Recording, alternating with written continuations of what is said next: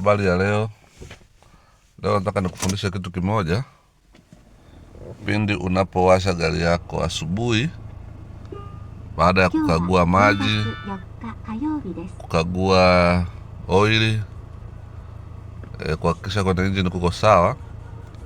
Siku nyingine nitakupa elimu kuhusiana na ukaguzi hivyo vitu. Lakini asubuhi ukiisha ingia ndani ya gari yako, unapaswa uhakikishe taa hizi zinawaka kwanza, ikiwemo taa ya oili kabla hujawasha gari, taa ya betri, check engine. Ni taa ambazo ni muhimu sana. Sasa kwa nini nataka usikurupuke kuwasha tu gari bila kuangalia vitu? Naangalia na taa temperature yako, je, iko chini? Iko chini. Lakini nataka nikufundishe kwa nini ukiwasha gari haupaswi kuondoka muda huo huo. Gari unavyowasha la PM inakuwa juu, maana mzunguko wake unakuwa juu. Haitakiwi ukishawasha tu gari muda huo huondoke. Hapa nawasha gari. Hapa nimewasha gari, ukiangalia hapo la PM iko juu ya 1.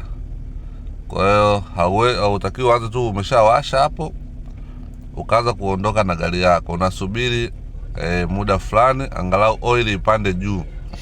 Oil ipande izunguke kwenye mizunguko yote. At least pia hata gari angalau ipate joto kiasi fulani. At least kama unakuwa huna haraka, unaweza ukaangalia temperature hapa bado iko chini, maana hata maji bado ya baridi. Kwa hiyo unaweza kuwa unasubiri kwanza hata temperature angalau inyanyuke kidogo ndipo uondoke.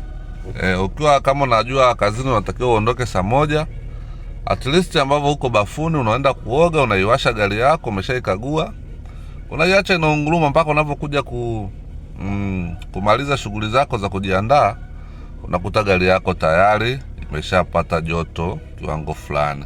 Ni nzuri kwa afya ya gari yako. Huwezi kuiona madhara siku hiyo hiyo mara moja.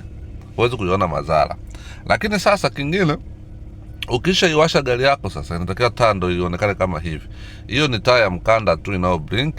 Hiyo wala ina shida, maana yake hujafunga mkanda. Lakini tunakuja hapa ambako kulikuwa na taa ya oil, taa ya check engine, taa ya betri, zote zimezima. Dashboard iko clear. Inatakiwa iwe hivi. Ni hatari sana ukiwasha gari taa hizo zingine za warning zinawaka afu kazipuuzia. Ni hatari kuliko vile unavyofikiria. Ni hatari sana.